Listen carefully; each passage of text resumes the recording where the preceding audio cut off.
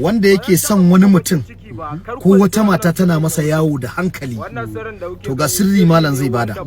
Ko mutumin da ya guje ka kana son ya dawo cikin rayuwa, ko matar ta bar mijinta ana son ta dawo inda ta bari, to ga sirrin da malam zai baku yau. Amma kai sharing faka da sauri saboda al'umma annabi ta karu. Wannan sirri ne wanda idan mace kana son ta ba ta son ka ko kadan, ko kuma ta fita ta bar gidan ta ce ta ga uban da zai mero ta gidan, ko kuma matar da gaba ɗaya hankalinta ma ba ma kanka yake ba, ko ka kana son ta dan Allah, ita ƙarya take dan abin duniya take son ka ba dan Allah ba. Ga wannan sirrin malam muna so a bada saboda dalilin manzo Allah za a ba al'umma annabi. Na'am, abu biyu ne, ɗayan ya fi ɗayan sauri. Na'am, akwai kadangare mai jan kai. Na'am, idan ka samu kadangare mai jan kai ka gama da ita. Na'am, ko kuma ka samu koyin kadangare, shi ma ka gama da ita. Baka samu wayannan duka ba, ka kashe tsaka ko kuma ka sa a kashe maka tsaka ka dauka tsakan, kana shawa kafin ya rube za ta dawo da kanta.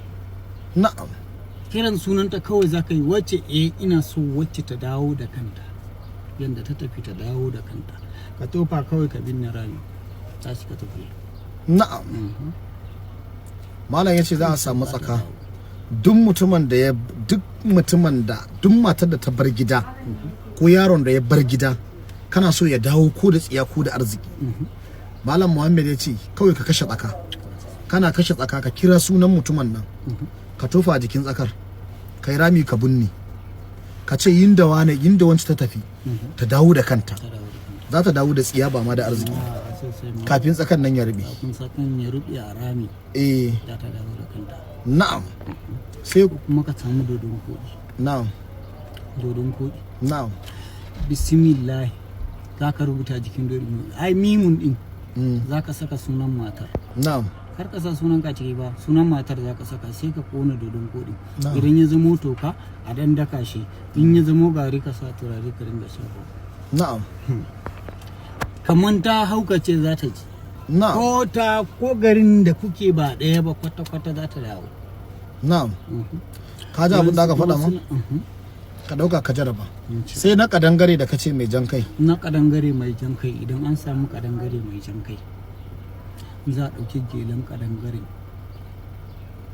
a kira sunan matar, sai a saka a bakin kadangare a tankwashe shi. Sai an kashe shi amma? Sai an kashe shi. Sai a kira sunan matar, duk inda take ta dawo da kanta, sai a rufe bakin kadangare. Na'am. Sai a binne. Na'am. Shi ma baya rubewa. Na'am. Kafin ta rube za ta dawo, ko garin ko ba daya ba za ta dawo. Allah ya saka da alkhairi. Insha Allah. Na'am. To alhamdulillah. Jama'a sai ai sharing saboda Rasulullahi sallallahu alaihi wasallama, mu nemi kowa da kowa fatan alkhairin Allah ta'ala.